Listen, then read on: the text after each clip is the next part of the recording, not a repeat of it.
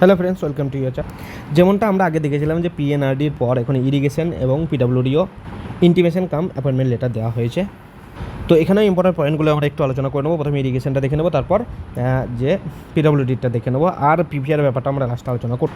এখানেও সেম জিনিস দেখো, 256 জনকে তোমার appointment to temporary but likely to be permanent, same জিনিস যেমন আগে পিএনআরডি লিখেছিল সেমভাবেই।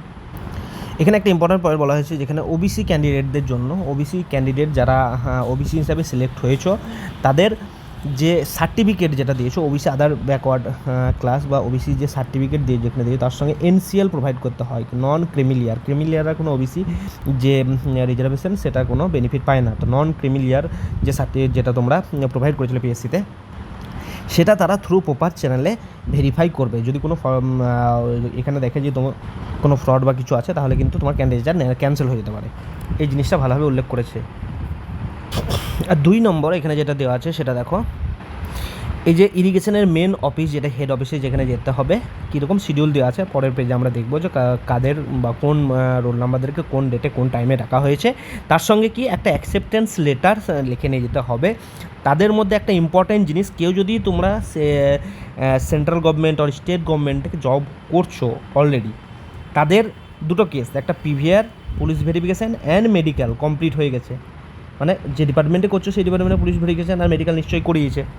তো যদি এরকম কোনো কেস হয়, যদি কেউ করে থাকো ইয়াস, তাহলে কি তাদেরকে তার পার্মানেন্ট অ্যাড্রেসের সঙ্গে পার্সোনাল ফোন নাম্বার, আর 2 নম্বর কি নাম অ্যান্ড অ্যাড্রেস অফ দ্য যে জায়গায় এমপ্লয়ার, মানে যেখানে তুমি জব করছো যে তোমার ইনস্টিটিউটে, সেখানকার, আর কাস্টেডিয়ান মানে যেখানে তোমাদের পিভিআর আর মেডিকেলটা যেখানে তোমার জমা থাকে, ওই ডিপার্টমেন্টের কোনো একটা সেলে তো মেডিকেল আর পিভিআর জমা থাকে, সেই সেলের এই দুটোর অ্যাড্রেসটা তোমাদেরকে দিতে হবে। আর যারা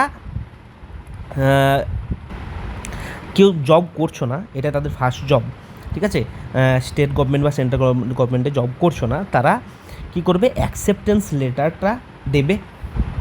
তার সঙ্গে কি কি লাগবে সেই জিনিসটা পরের পেজে আছে। দেখো কি, যে তার পার্মানেন্ট অ্যাড্রেস আর ফোন নাম্বার। তার পার্মানেন্ট অ্যাড্রেস অবশ্যই পুলিশ স্টেশনের যে অ্যাড্রেস সেটা দিতে, মানে পিন আর পুলিশ স্টেশন কোথায় সেই জিনিসটা যেন উল্লেখ থাকে তার তোমার পার্মানেন্ট অ্যাড্রেস, ঠিক আছে। আর 2 কপি যে ভিআর, যে পুলিশ ভেরিফিকেশন যে ফর্মটা, সেটা ফিল আপ করে জমা দিতে হবে। ভিআর যেটা ব্ল্যাঙ্ক ফর্ম দেওয়া আছে, অ্যাটাচ করা আছে, ঠিক আছে। তার সঙ্গে কি বার্থ প্রুফ।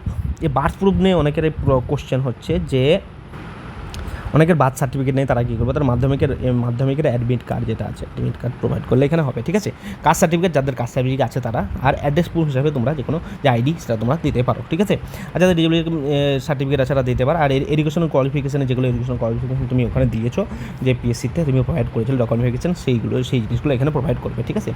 আর যদি অন্য কোনো ডকুমেন্ট এর সঙ্গে রিলেভেন্ট থাকে, তাহলে সেইগুলো নিয়ে তোমাদেরকে এই যে পরের যে পেজের যে ডেটগুলো দেওয়া হয়েছে, এখানে দেখো প্রত্যেকটা ক্যান্ডিডেট এখানে নাম দেওয়া আছে, তার সঙ্গে তার ডকুমেন্ট ভেরিফিকেশনের যে ডেট এবং টাইম এখানে উল্লেখ করা হয়েছে পরপর যে স্লাইডগুলো, ঠিক আছে।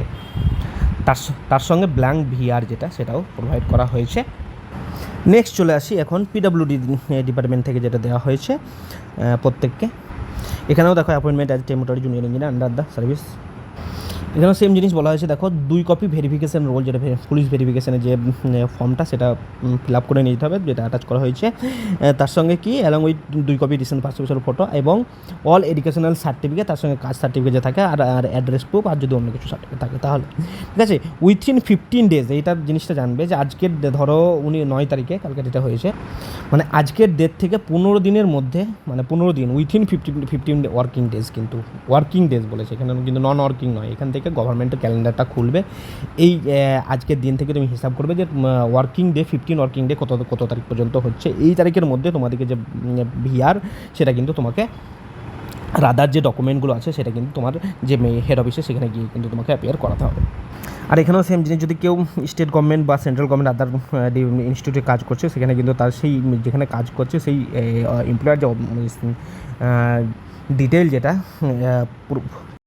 নাম আর অ্যাড্রেস সেই ডিপার্টমেন্টে, সেটা কিন্তু তোমাদেরকে একটা সেপারেট লেটারে গিয়ে জমা দিতে হবে। তারপরে আছে ভিআরের ব্ল্যাঙ্ক যে ফর্ম, সেটা অ্যাটাচ করা হয়েছে, ঠিক আছে।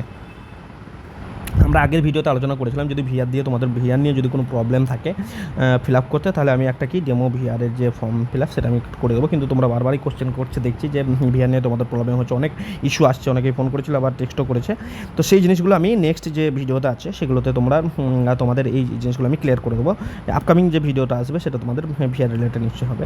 চেষ্টা করছি খুব তাড়াতাড়ি এটা যে ডেমো ভিডিও সেটা তোমাদের মধ্যে নিয়ে আসা হোক ভিডিওটা, ঠিক আছে, যেটা ভিআর রিলেটেড। কারণ প্রত্যেকের আলাদা আলাদা প্রবলেম সবই শুনেছি, সেই জিনিসগুলো আমরা চেষ্টা করবো এই ভিআর যখন ডেমো ফিল আপ করবো সেটাতে সেই জিনিসটা ক্লিয়ার হয়ে যায়, ঠিক আছে। এরপরে যদি তোমাদের কোনো কোশ্চেন থাকে, কিছু জানার থাকে বা কিছু ফিডব্যাক থাকে, অবশ্যই কমেন্ট সেকশনে জানাও। আর ভিডিও ভালো লাগলে লাইক করবে, শেয়ার করবে ফ্রেন্ডদের সঙ্গে। আর যদি মনে হয় কেউ চ্যানেল থেকে কিছু গেন করতে পারছো, নলেজ গেন করতে পারছো, অবশ্যই সাবস্ক্রাইব করে চ্যানেলটাকে নিয়ে যাও। চলো সবাই সুস্থ থাকো, ভালো থাকো, নিজের প্রিপারেশন নিয়ে যাও।